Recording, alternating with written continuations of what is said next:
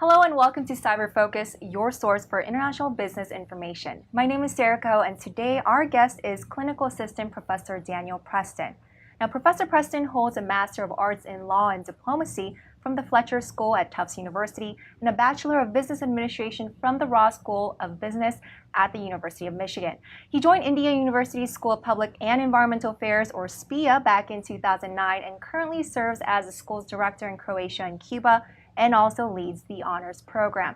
Professor Preston has traveled extensively around the globe and has held senior positions with major financial and consulting companies such as Citigroup and Booz Allen Hamilton. He continues to engage in some ongoing projects with OECD, World Economic Forum, and USAID. His academic and professional work focuses on a wide array of international topics ranging from public affairs to international development finance.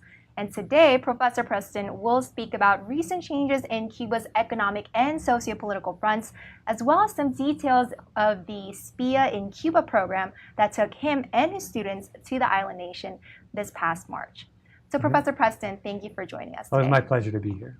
All right. Well, let's talk about Cuba US relations. I mean, we've seen some very interesting transformations and significant changes there. The U.S. Embassy finally reopened its doors there, first time in over half a century. Some U.S. airlines are gearing up to open up some commercial routes. So what other changes could we look forward to, especially for local international entrepreneurs? Yeah, I think the changes are going to be very slow. Okay. In general, the environment in Cuba for business, both as entrepreneurs and for large companies, is not favorable. It's still state-run. The communist system is in control. All commercial activity is largely driven by the state. So I don't expect major changes, although there have been minor ones. If you're a private entrepreneur, you can open some small businesses. So for example, you might be able to go to a private restaurant these days. But as far as major corporations, they're all driven by the state. Some international companies have made inroads into Cuba.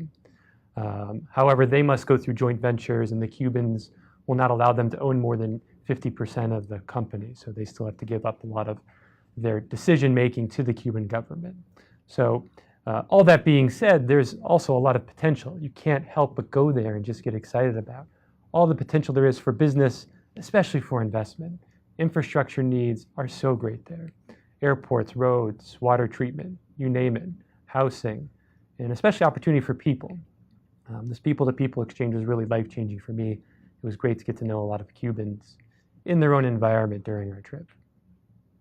Well, in a news report earlier this April, you mentioned that the Cuban Americans' remittances back to the island nation have created some, or affected some economy there, among other influential factors. So what other changes, I guess, could we look forward to on both economic and sociopolitical fronts? I think one change that I hope will make a difference quite rapidly is one of the easings of the restrictions. We always have to keep in mind the embargo is still in place. The Obama administration did ease some of these restrictions, particularly on telecommunications. So there is hope that we might see some inroads to get better internet connectivity, to make phone calls a lot cheaper, so people can communicate better. Overall, I think again, changes will be slow in the short term, particularly as the Castro regime and the Castro called dynasty is still in place. When new leaders start to emerge and take power, we might see more rapid changes. One thing I noticed that surprised me is people were quite open about discussing problems. They weren't open to discussing maybe grievances they have with the government, but they would be open about, hey, it takes too long for our homes to get fixed. We're having a hard time, in our careers, and they're willing to express that to the government. So I think the political leaders are becoming more open to addressing some of these needs and try to adapt policy to improve lives and address kind of these specific things people want done. Well, let's go ahead and switch gears to the IU SPEA in Cuba program. I mean, it garnered a lot of attention this past spring. So, I mean, how did you conduct the course, and what really did you take out of it? Well, first off, when I developed the program, it got no attention. So it was quite interesting that this thawing of relations all of a sudden put my program on the map. I got a lot of media attention. And I think it's generally good. We need more attention on Cuba. The course itself took some time to put together. Doing something in Cuba can be complicated because you need to go through approved licensed vendors that then can connect you to the state-run companies in Cuba that can help set up your program, organize your visits. The course was designed to give undergrads a real on-the-ground impression of what Cuba is like culturally. They get a sense of history. They get to look at the environment, the architecture. But then specifically in terms of the course, we're doing comparative studies. We're looking at how their healthcare system is different than the United States, how Social Security is different, how they run their economy is different, and some other things. So we got to meet with I'd say business leaders, but practitioners, professionals, government officials, people who run some of their versions of community organizations that help people with disabilities or help fight for women's rights on the island. And it was a pretty intense experience. Even when we had downtime, we were engaged constantly. I mean, young people would approach my students wanting to chat to them about what life is like in the United States. Again, with low internet penetration, they only know things through maybe relatives that live in the States about what life is like, what opportunities do you have, what's it like to be a college kid, these kind of things that I thought were really instrumental in my course and the personal development of the students. Well, it sounds like you all had a very exciting and worthwhile time. So what did you hear from the students? What were their impressions when they were actually there, and what really stood out to you personally for the visit? Well, they were very excited. They got, I think, a really, really good experience. And the feedback I received was mostly positive. But they had a lot of realities that they had to reflect on their lives here versus in Cuba. One thing that they realized quickly is there is no Wi-Fi. Their mobile phone doesn't work. We can't run to the ATM machine to get money. So one of the nice real things that at first I just noticed was that you have to be engaged. You have to meet and talk to your friend, your neighbor. You're not engaged in your phone anymore. You have to budget money. You can't just assume there's going to be money waiting for you at that next ATM trip. You can't use your credit card to kind of get you through.